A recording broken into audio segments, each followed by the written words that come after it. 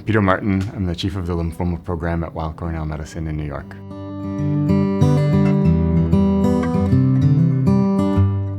Mantle cell lymphoma is a kind of lymphoma, which means it's a tumor that is commonly found in lymph nodes, but it can be found anywhere in the body, including commonly the bone marrow, spleen, and gastrointestinal tract. It stems from an abnormal white blood cell that decided to take a different path in life. Instead of becoming an infection-fighting white blood cell, it became a cancer, and the underlying biology of that cell is one of disordered cell cycle regulation. That means that the cell proliferates, or it goes from 1 to 2 to 4 to 8 and so on, with less regulation than a typical white blood cell. And so over time, those cells accumulate and we have lymphoma.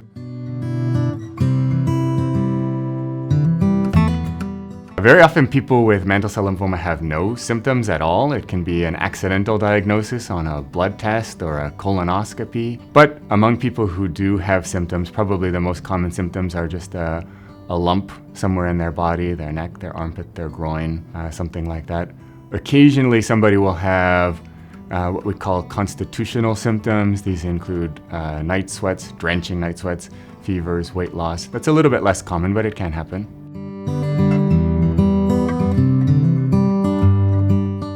If somebody does have symptoms, that would prompt a physician, usually a primary care physician, to do a workup. So for example, they might see an abnormal white blood cell count. That might prompt a visit to a hematologist who would then try to see what's going on with the white blood cells in the bloodstream.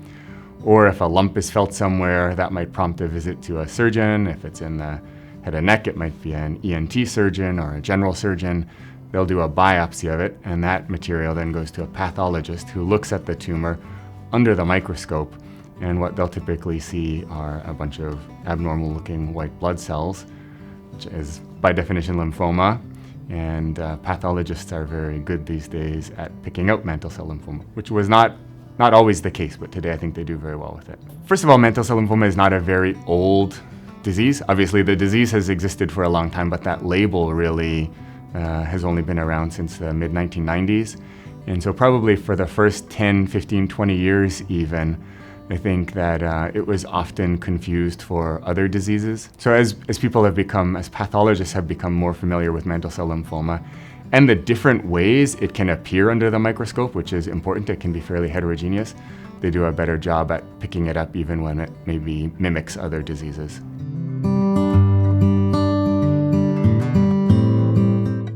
When I take care of somebody with mantle cell lymphoma for the first time, I tell them, we're going to learn everything we can about your lymphoma.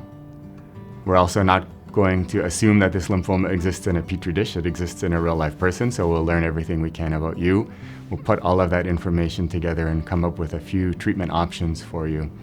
Historically, frontline treatment was really dichotomous. If you're younger, more intensive therapies. If you're older, less intensive therapies.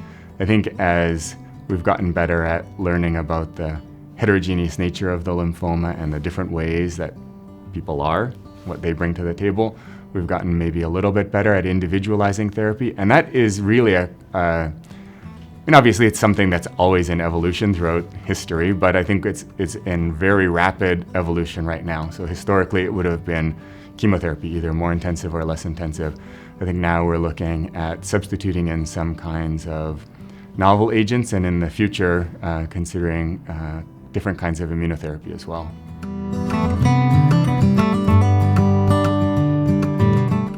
The advantage of the watch and wait approach is that two things. You don't have to deal with the side effects of therapy. That's, I think, a big one.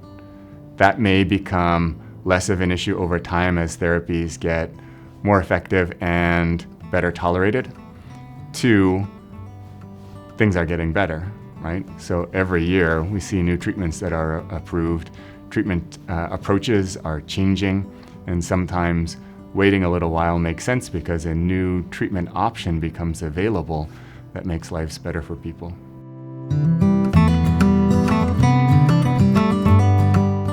There are really two kind of classes of approved treatments for people with mantle cell lymphoma that has been treated and has come back. One is the class of Bruton's tyrosine kinase inhibitors, or BTK inhibitors. These are oral drugs They're used in other kinds of lymphoma as well, but they were all actually approved first in mantle cell lymphoma. These inhibit an enzyme called Bruton's tyrosine kinase. Bruton's tyrosine kinase is essentially an enzyme that is a critical node in the signaling pathway from the surface of the cell to the nucleus of the cell.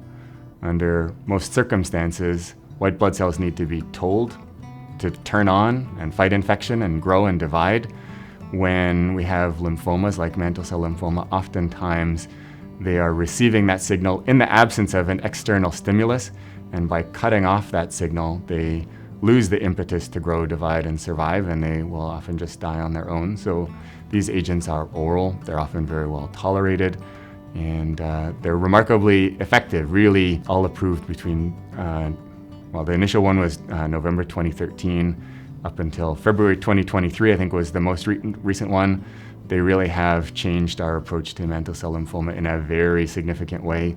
The other class of agent is CAR T cell, brexacabtagene autoleucel, and it's essentially a sophisticated form of immunotherapy where we take somebody's cells out, genetically engineer them to fight against lymphoma, give them back to the same person, so they're their own cells, and they have learned to fight against lymphoma, and they are also very effective. Those are the two, I think, standard FDA-approved approaches, but not to be shortchanged are clinical trials. Clinical trials really are the pathway to approval for all of these drugs, and they will often precede the approval of many of these drugs by several years, even up to a decade.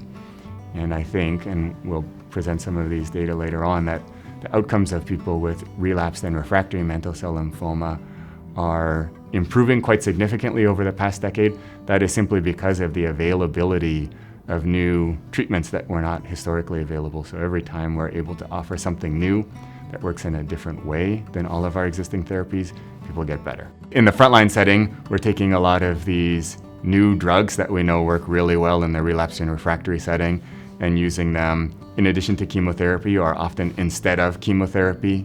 That's pretty exciting.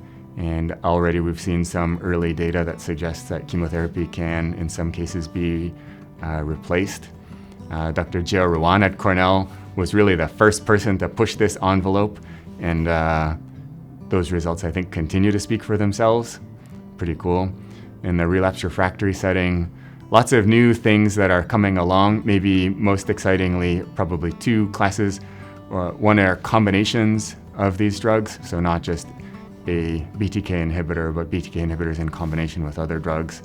I think that will likely be the future in people who don't receive a BTK inhibitor in the frontline setting.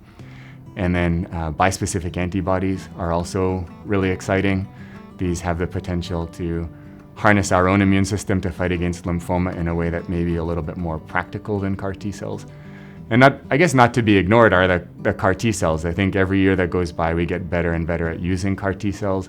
And I think we're going to see better CAR T cells developed and also combinations of drugs along with CAR T cells that have the potential to make the CAR T cells work better than they had historically. The truth is there's a lot more variability. I mean, as many different ways that the lymphoma can present, there's infinite more heterogeneity amongst people, real life people, right? And we have to take that into consideration. I sympathize with them. It's definitely something that is anxiety provoking. Also considering the fact that they might see 2 or 3 physicians and get a slightly different take on it, I think that can be challenging from a patient perspective. So we try to work through that. We try to say, well, look,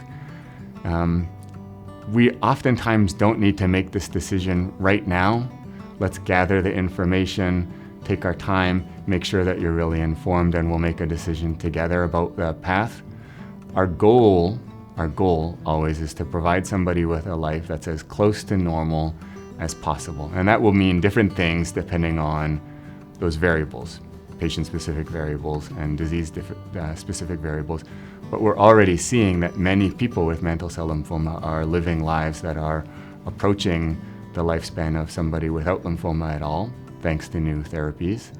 And those therapies are also better tolerated than they had been in the past, and so lives continue to get better and better.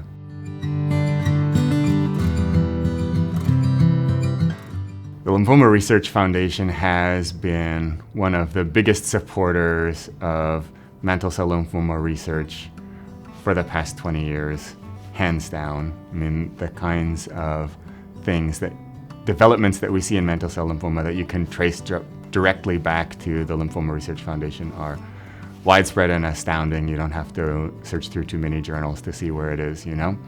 But your question specifically is related to how do they help patients, and the LRF has a very active patient advocacy group working to support the development of new treatments, but also working to support people in terms of finding experts in mantle cell lymphoma, finding clinical trials related to mantle cell lymphoma, and also supporting them to know that things are getting better, going to get better, and helping connect them to opportunities like this one that we're having here today, where we're giving a lot of patients new information on how mantle cell lymphoma is changing.